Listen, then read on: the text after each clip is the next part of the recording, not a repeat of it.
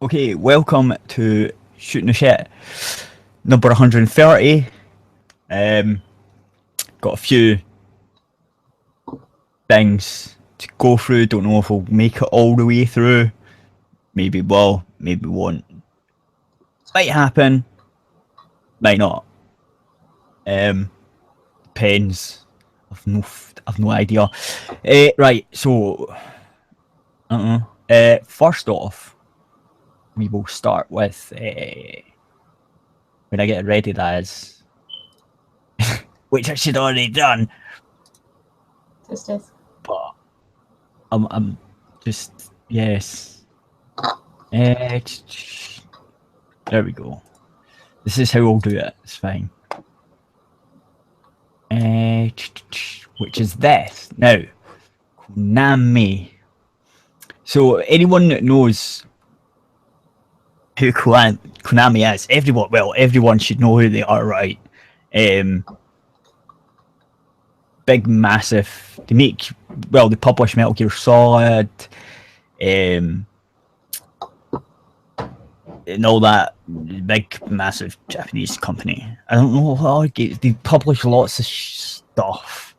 Right, so the Konami Exodus. So this is just come out like 2 days ago. So creators fund authoritarian Japanese gaming giant makes life hard for ex-cons. Or cons. It's cons, but you know what they're trying to do here, right? So these names are going to be really hard to pronounce because they're like Japanese. Yoji Nata and don't know if this is how you say it. Shotaro Tani. Shotaro Tani. Neki I staff writers. Okay. I don't know. I'm obviously murdering this, okay, but yeah. So there seems to be no love lost between Metal Gear series creator Hideo Kojima and Konami, his former employer. Right, so everyone knows they were having a feud. He basically made his own company and stuff. So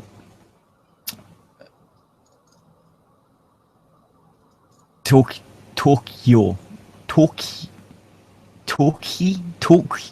I don't know.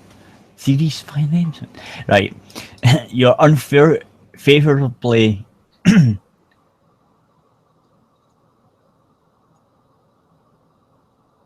you're unfairly describing the company. Those words were contained in a letter that the Japanese gaming giant Konami sent last fall to Hideo Kojima, the renowned creator of the company's hit Metal Gear series. Konami was referring to an incident that occurred on September 18th, 2016, when Kojima appeared, at a talk event hosted by Sony Interactive Entertainment at Tokyo Game Show Expo. Kojima, who had already left Konami in December 2015 to set up his own company, Kojima Productions. He was asked by a fan who was involved if he was involved in the new Metal Gear game that Konami announced was in production. That has nothing to do with me, he said with a weary smile. So it's sort of like, no, that's got nothing to do with me. That's going to be a crap game. I take it. Fans of the series are not enthusiastic, to say the least, about the newest installment in the series. The original series was realistic. I don't know if I'd call it realistic, but okay. Espionage game in which players infiltrated enemy strongholds. The new one veers into fantasy with its focus on surviving zombie-like creatures. Oh, what the hell? That's nuts. So basically, yeah, it's not going to be a Metal Gear game, because like Metal Gear was nothing to do with any of that nonsense. It did have nonsense, but it didn't. It wasn't like zombie fantasy nonsense. Does that make sense? Yeah, you're making sense. It was more like augmented humans with robotic parts or whatever, or and big robots and stuff, right? So it was like future-y things, like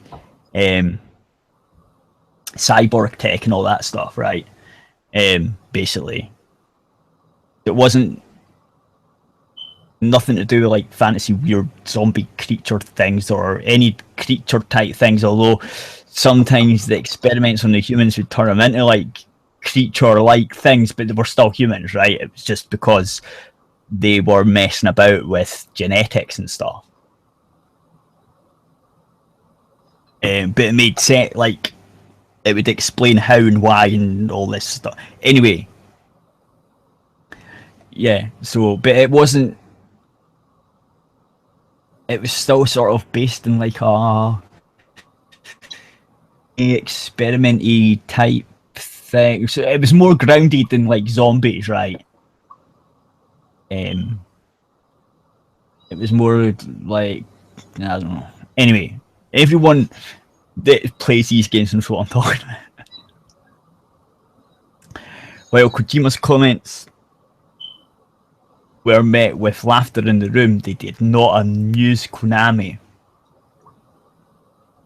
The company is thought to believe that Kojima violated the terms of his contract, apparently because of his comment at the game show and maybe stalling on payments it owes him. Konami's public relations department said Kojima continues to receive the proper compensation, but Kojima Productions refused to comment on the matter. While it is not certain whether Kojima's comments hurt the company, it is clear that the gulf between the two parties cannot be bridged. But the perils of being eyed as the enemy do not stop there for Kojima.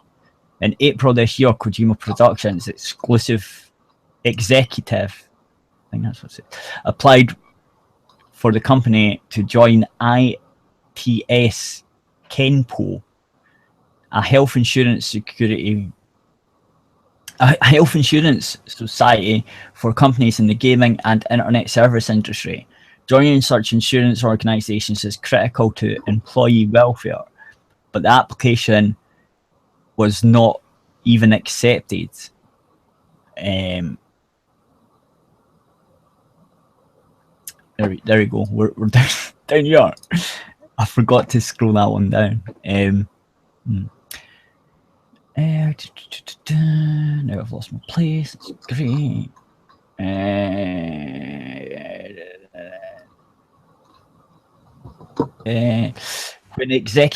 When the executive was asked why, he was told by ITS Kenpo that all applications are screened by the board chairman before being reviewed by the board, and it could not show this application to the chairman. I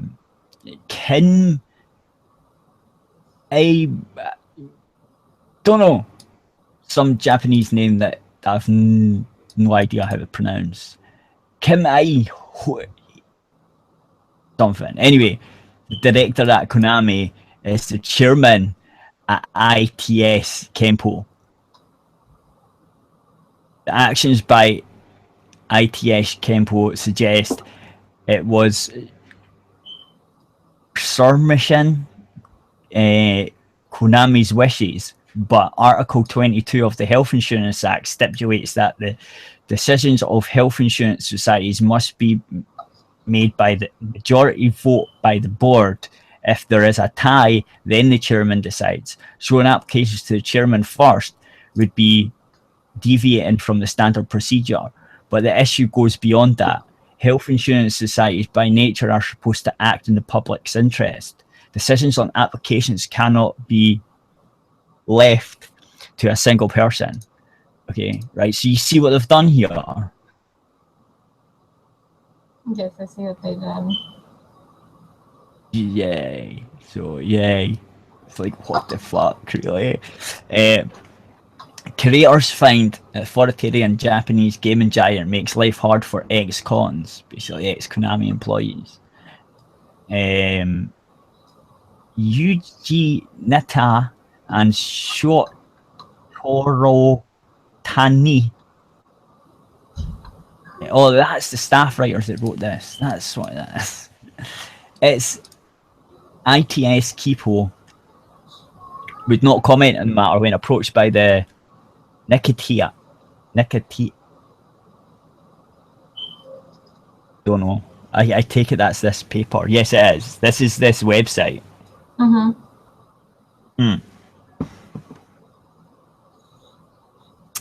Nikakia, I think it is. I don't know. Nikkei.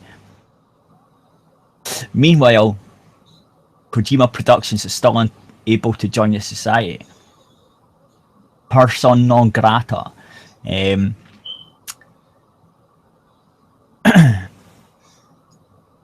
Right. Kojima is not the only former Konami employee, or ex-con if you will, facing obstacles after leaving the company. A staffing agency employee who asked not to be named said he notifies gaming companies if a prospective hire is an ex-con. He said that it's because Konami files complaints to gaming companies who take on its former employees.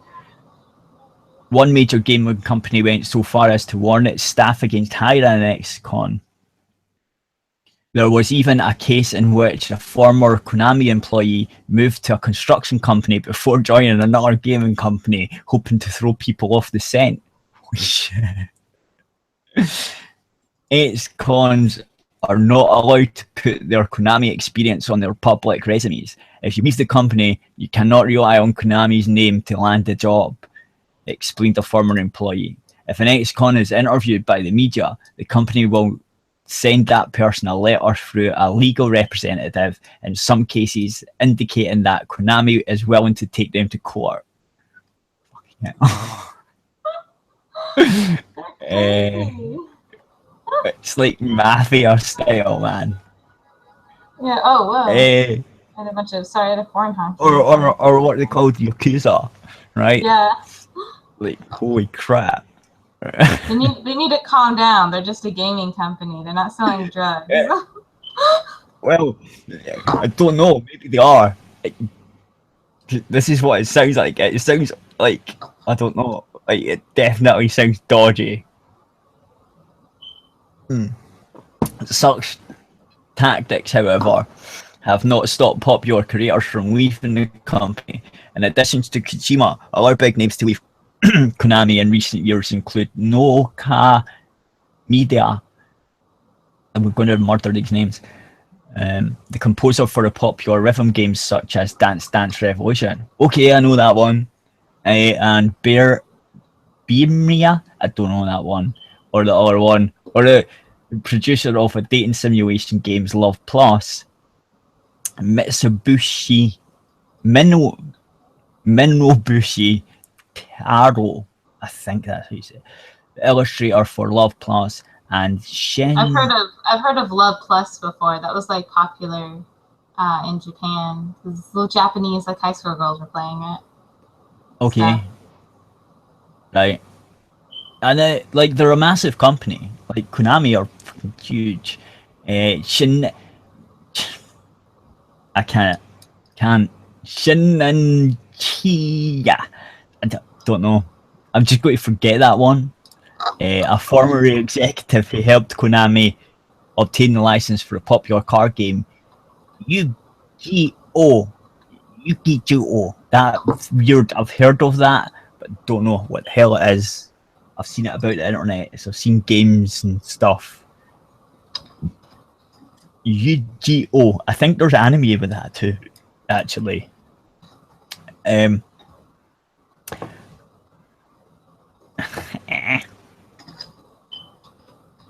Perhaps that is because they felt stifled by the company's iron grip on its employees, and it sensed that they were viewed not as valuable workers but potential sources of information leaks. Konami's authoritarian approach is notorious in the industry. Employees are not allowed to have their own corporate email addresses. Oh no, I just looked up Love Plus. It's not the game I'm thinking of. That one's for boys. There's one that was playing. There's one that I know two Japanese girls were playing.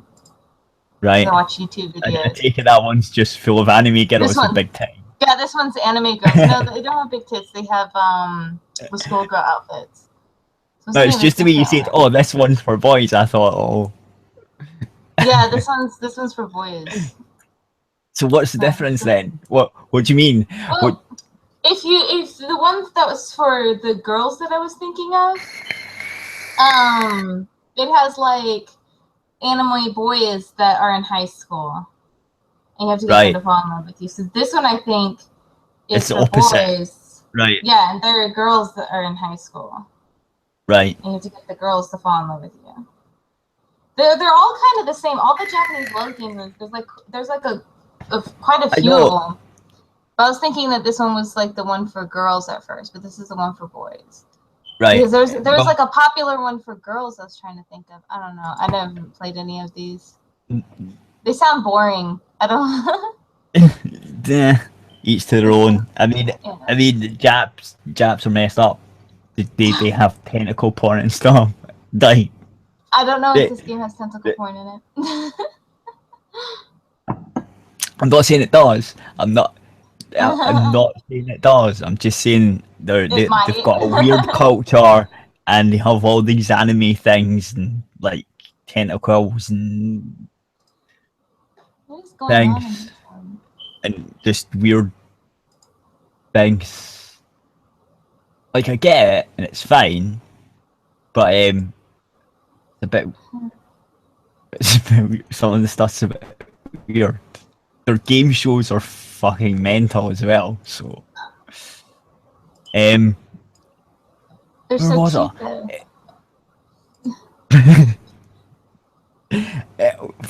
authoritarian approach, the email addresses. Yeah, that's what it was.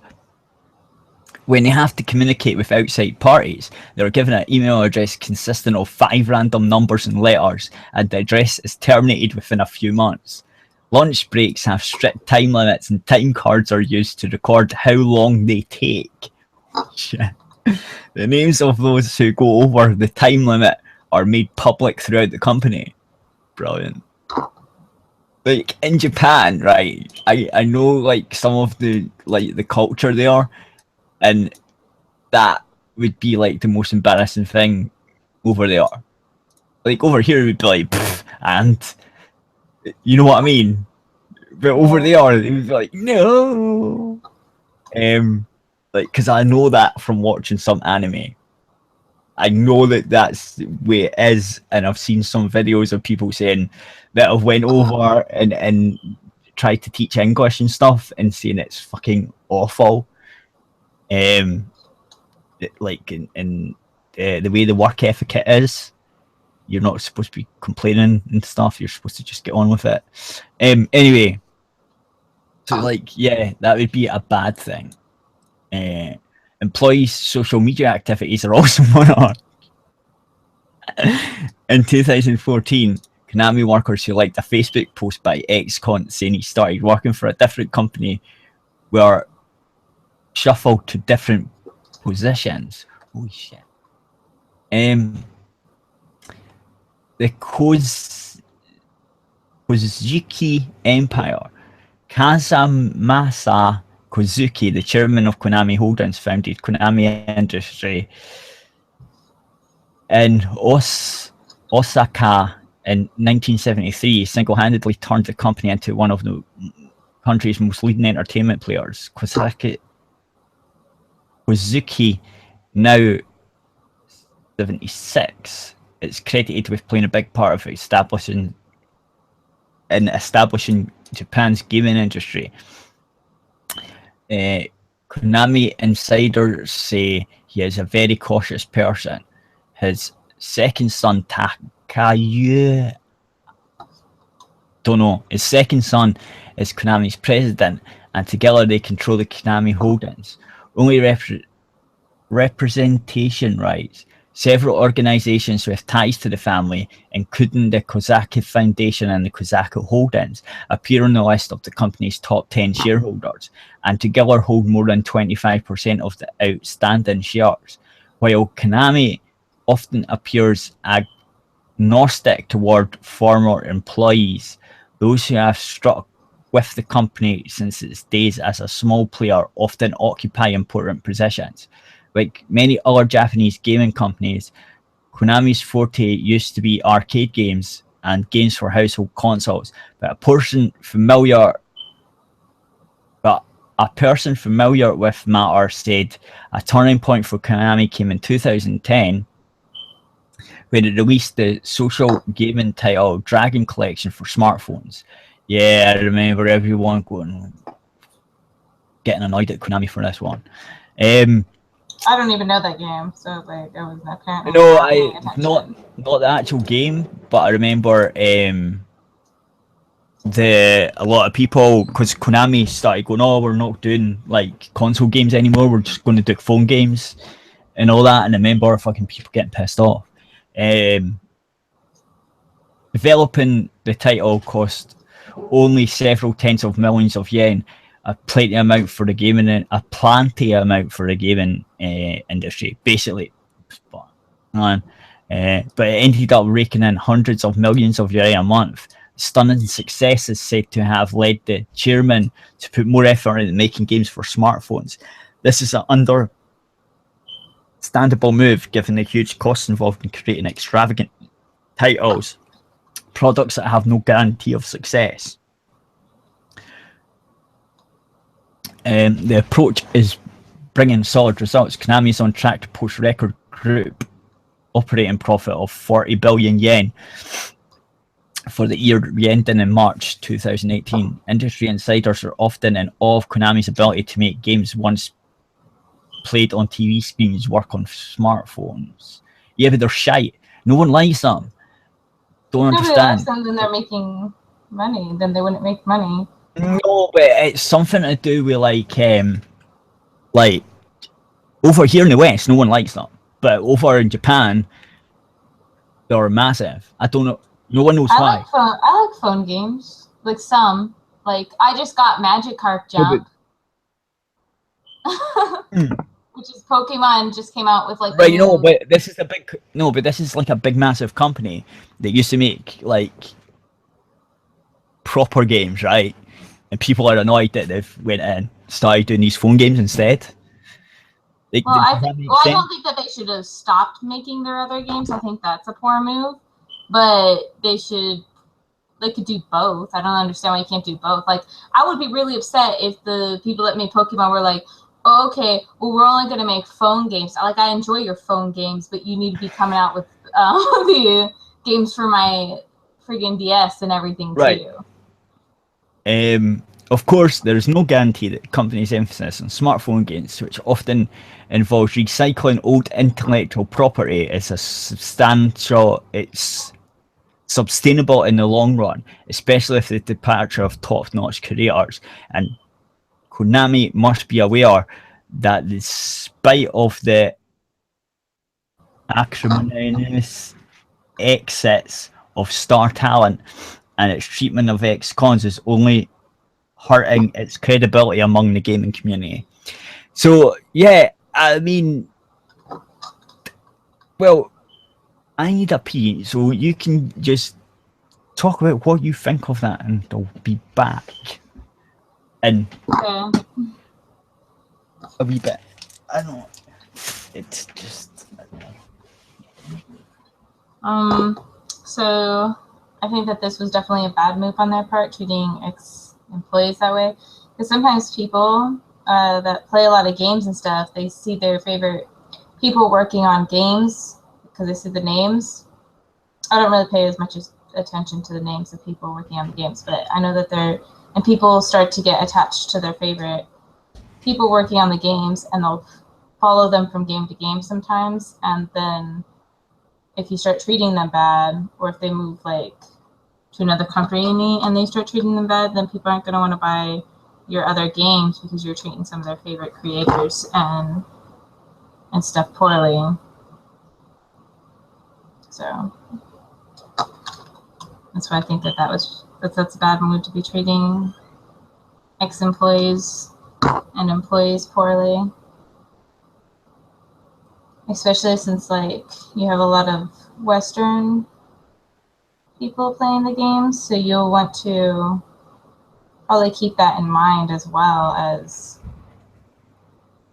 your consumers in your country. Oh, I hope he's coming back. I don't know what else to say. I'm just working on crafts today. There wasn't really too much to say on this. It was a bad move. It was a bad move.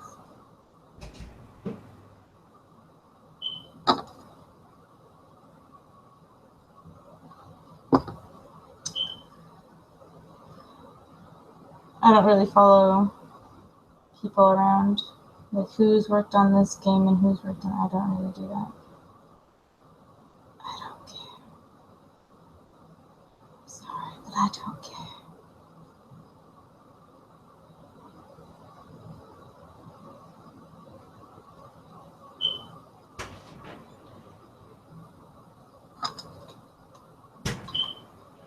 But I know people do follow people around. He just coming back, I think. He's back. Okay, good. It didn't take me long to like state my opinion. I was like, he needs to come back. So did I make it in time then? No, if you would have come back a little bit earlier, that probably would have been better. Well, it wasn't my fault. Someone was in the bathroom. I had to wait for them to come out. I was trying my best. See, this is why sometimes maybe if you've got someone else. But no, or what I could do is sometimes I could put on music or something instead. Or you could look up the other article. I mean, that could have been a thing. Well, I gave my opinion on it. Basically, it was a bad move by the company to treat people that have worked for you poorly when they exit, because people that play like games a lot of them tend to pay attention to the names of people that work on the games, so they follow those people around, and then if they see that they're being treated poorly by the company that they worked for, then that is very negative on the company. Well, see, basically what I said. Yeah, I don't think they care. Well, they will, because I think in long term that will not work out well for them at all. But I think this is the way they've been. Well, now I didn't know that they were like this. Now it's like more in light, maybe. Maybe it's coming more to light. You know how sometimes like if this is the way a company's been and they get away with it for a while, then stuff starts to come to light and they're like, wait a second. So it could be like that.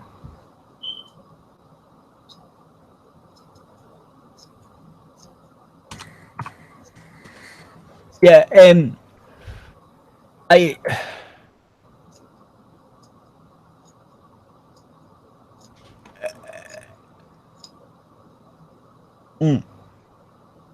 Yeah, now I've just been told to check chat. I'm now watching YouTube chat. I completely forgot. Forget about all that stuff, man. Anyway, I don't watch it. I don't even have it open. No, I usually got. I keep forgetting about this chat on the website as well. Sorry, it just happens. What did the YouTube person say? Hang on. So I'll get it back up. See, don't know what I'm doing.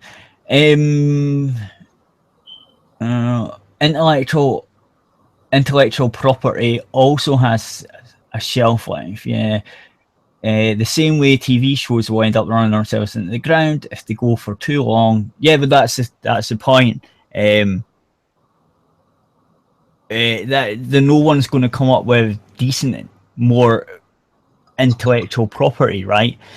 For Konami, because they've got rid of all their people that made the great games, right? So if they're just recycling their old intellectual property to mobile phone games, what happens when they run out of that? Like, and there's no talent left because no one wants to work for them because they're like that, and all the decent people that have worked for them are away. Well, yeah, that's why I'm thinking this is really bad for like anyone that wants Konami games, right? Anyone that would like games to come from that company. This is a really bad thing, right? Because basically, we make loads of. They're like. But you won't want those games anymore, though, because they're not. Right. So then you'll move on to consumers will move on to another company. Yeah, but they're like, I don't know, man. It really does sound like the Yakuza or something. It sounds like a mafia family. Like, you know what I mean? Yeah. Like their dirty tactics and stuff. Like, you can't say this, you can't do that because we'll sue you. And if you try and get insurance because one of our guys that we know that's pretty high up in our company is pretty high up in that company, and he isn't even going to look at your shit because like blah blah. It's like, what the fuck is going on here? Yeah, but yeah, hopefully they do get fucked, because I don't think that's a good company. Like, hearing that, I'm like, no, it's just, I don't think anyone should buy their shitty mobile phone games either. But yeah, and that's kind of what I mean, if a guy in chat, okay, the guy in the YouTube chat, you've got my Twitter. If you want to DM me and come in on the conversation, I can give you the link and you can jump in if you want. Because we are now going to end the YouTube bit. And we're going to go on to aerithradio.co.uk for the rest of the show. What we've got coming up next? Next is Signet and Gamergate, which might take a long time as well. And I think I'll pass that on to you, Fishy, because like I'm been speaking too much. I'll read it. Link it in the thing. I'll read it. I will do. Give me a minute. Let's see. I've got to shut this one down. Ooh, I have got to shut the YouTube one down. You know what I'm doing here? Right. Yeah.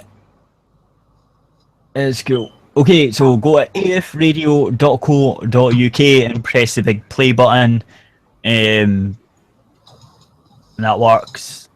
Because I'm not doing the whole show on YouTube. Because, and I want people to go to the website instead so they can know that there's a website and they can listen to tunes 24/7. It's games tunes and other things, and YouTube's just like a promotion thing, sort of. Anyway, plus we can do whatever we want over there. Like, if copyrighted material on that, don't get flagged. Anyway, right, so stopping the YouTube broadcast. And if anyone's listening to this after the live show, it goes up fully on the website on Tuesday, unless you're Patreon, and then for £1 you get the show. Well, no, it's $1. You get the show right away as soon as this is finished. I upload it on there and you get it. So yeah, that's how it works. Right, bye YouTubes.